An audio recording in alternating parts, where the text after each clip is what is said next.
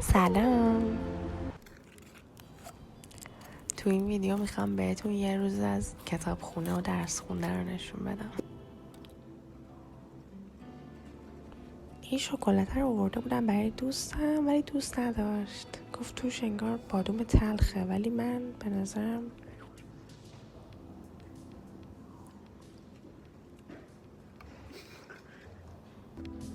کتابخونه واقعا جالبه، ولی مشکلش اینه که اینترنت نداره.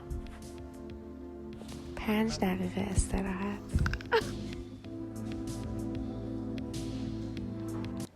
اینجا داشتم گوجه دوم رو میخوندم.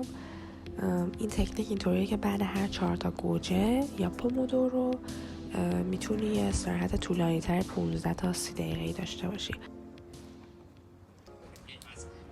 مثلا من به شما میگم که آقا من میخوام به من بگید که 1 ماه گذشته ماشینایی که تویوتا بودن،